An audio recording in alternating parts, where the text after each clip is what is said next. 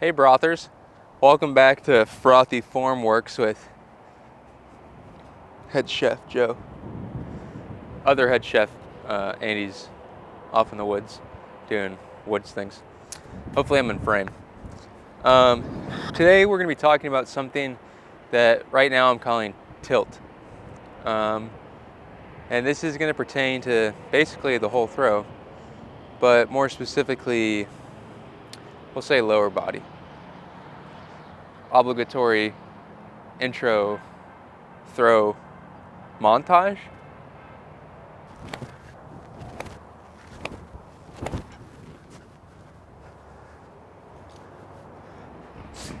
Okay, so this video idea started with Andy wanting to make a video about rollers and like how to throw rollers. And I think that leads into the idea that I'm going to talk about first. We'll talk about throwing rollers as well as other shots, like how this idea of tilting helps. Thanks. So to get started with this idea of tilt, we're going to start with like a stretch. And we're going to take our hands up and we're just going to stand up nice and straight and tall. And we're going to reach one hand down to our side and we're going to lean sideways towards that hand and also slightly backwards. So like this. And you may feel like some pinching in your side, like bordering on pain.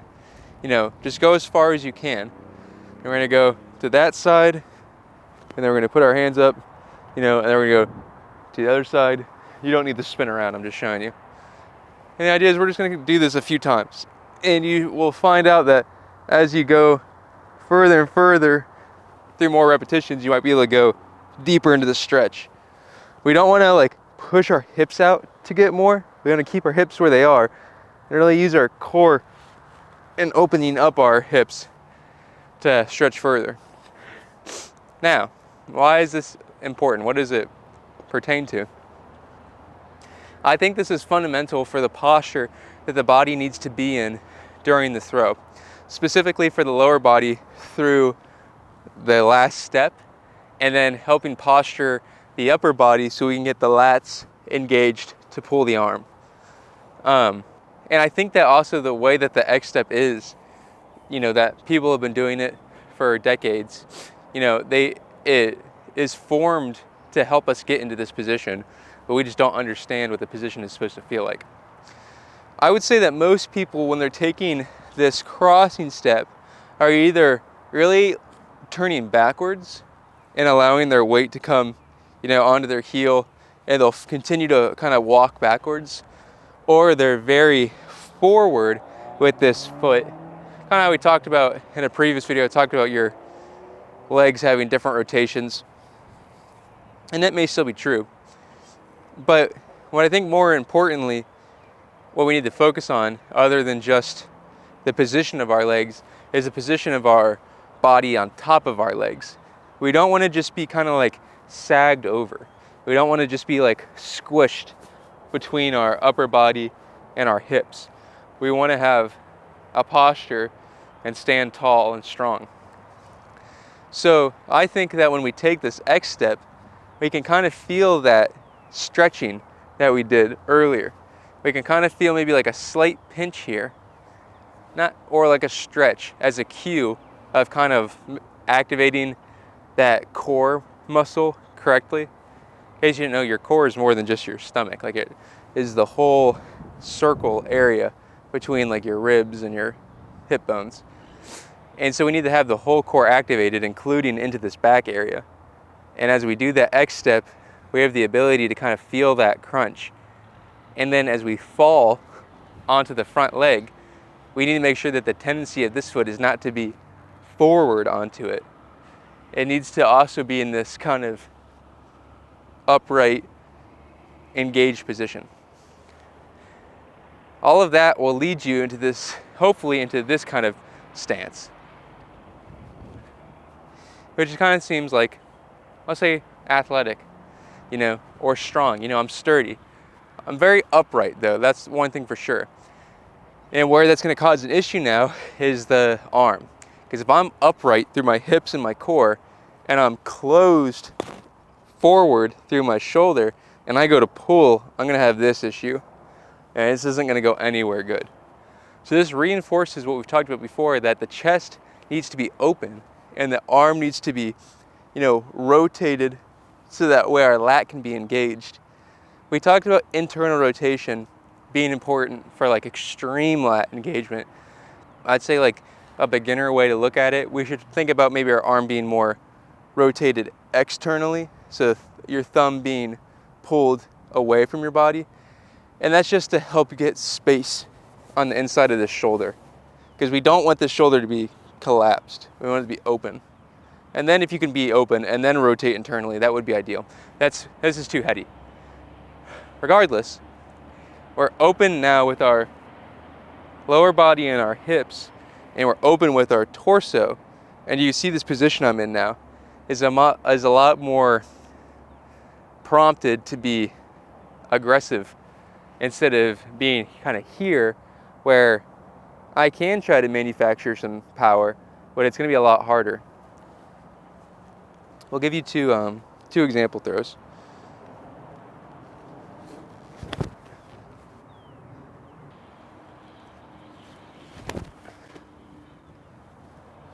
So now let's talk about application. I think that something that's very difficult for people is throwing rollers. We see it all the time that like pros throw rollers, or just people that throw rollers in general are like, oh my gosh, you threw a roller, you're so good. How do you throw a roller? Get throw a roller. Every time I throw a roller, it looks like this. Or it looks like this. Yeah. But it's like, Joe, I want to throw a real roller, like this. Cut. Oh wait, Joe, I want to throw a real roller, like this. Come on.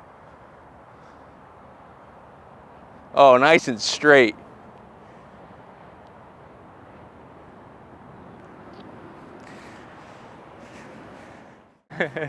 So, when throwing a roller, most rollers are probably going to look less like that and more like this.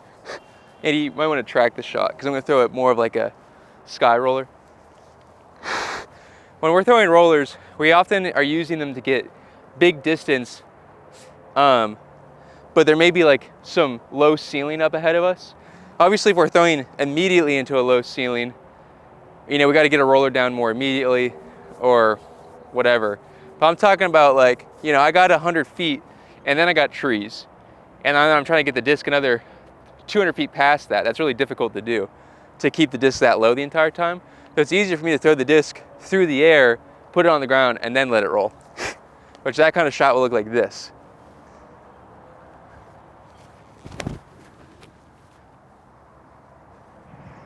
Got a little bit of wind, so hopefully that rolls. Oh, perfect. And you get the idea. That was in mid-range, so it's not gonna roll super far. This isn't a video about how good at rollers I'm throwing. It's about the idea of how to throw it. That position that I got into looks like this. I need to get my weight moving this way, and it has to be going forward because I'm falling on my front leg. But then I also have to have my arm come over top of me and finish down, because I'm throwing on anhyzer. I want my disc to release like this, if not more significantly angled. So I need to get my upper body in a position so that my arm can come over and under. But then what contradicts that is the fact that I need to launch my disc upwards first to give it time to turn, to dive to the ground. So now I have to get my arm to travel up, easy, but finish down, which is difficult when I'm trying to release up here. And that is basically impossible to do if I'm in this position. If I'm forward oriented, both in my legs, forward being like, bent over, forward in the hips, not in the back engagement, more of like touching the toes. The back engagement, we want to touch like our heels, right? If I'm on the toe touching side, and then also that's going to make me want to keep my upper body more forward, and I want to swing up and then over, That's just, okay. It's basically impossible. I mean, you can try, but it's gonna look like this.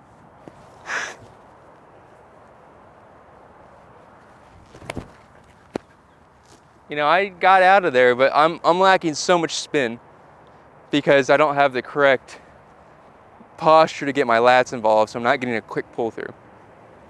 It is possible. I'm not gonna say it's not possible, but it's very difficult to get the disc to roll that way, which is where this idea of this back, hip, sideways tilt, I don't know what to call it, but the idea of this heel touching position. You know, I should be able to reach back here and still be strong.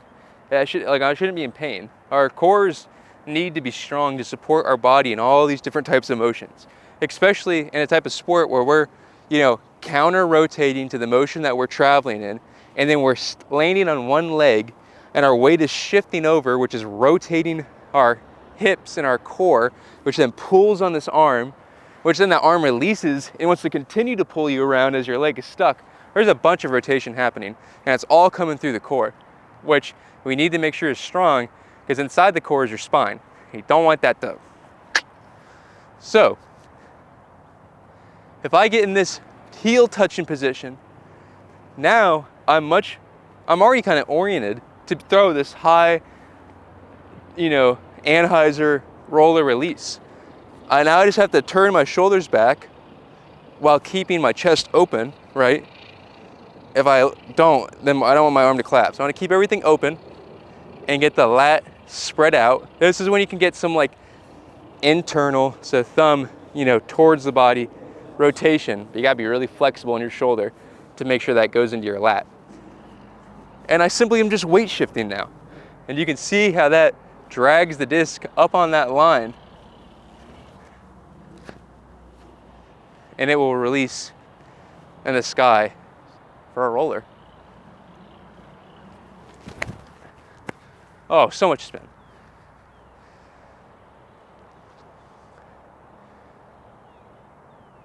Now, I know what you're thinking. Wow, Joe, cool roller. But what about low hyzer flips? That shot's actually important. Who throw only like either noobs or tryhards throw rollers, but like I need to hit that hyzer flip. I need to hit that 450 low hyzer. Right? You can't do that like this. What's that French saying? No, where it's like on the contrary. No, it's not. It's Au contraire. You know what I'm doing. You can't throw like, it's all gonna get cut together.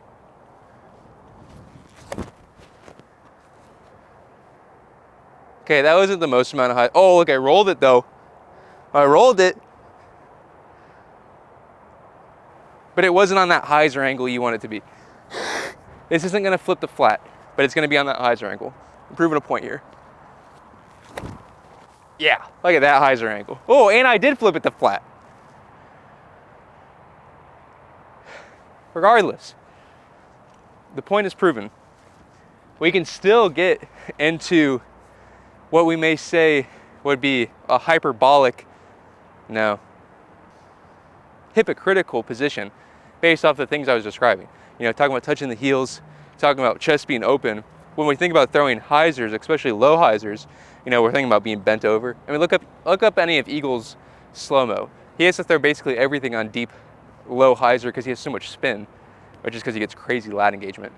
But he has to throw on this super deep hyzer angle.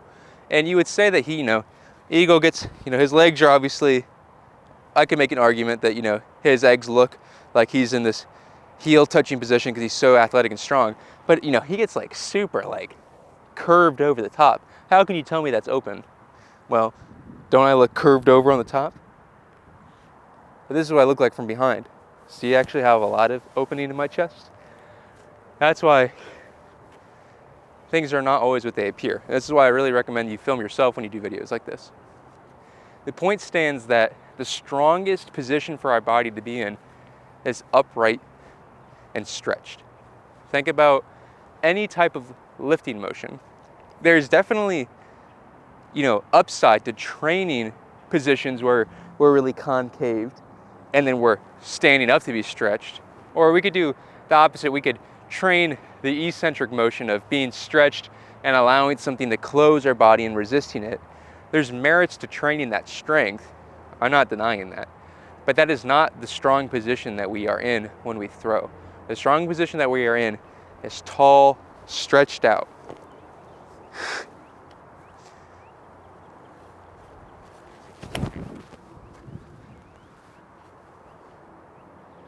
And I'm not the best example of that right now. But if you go and look at all the pros and you look at really what their body's doing, they're not closed. They're not weak looking. They're strong and flexed like a bodybuilder. That means that their muscles are contracting, coming together, yes, but they're coming together from the most stretched out position they can be in.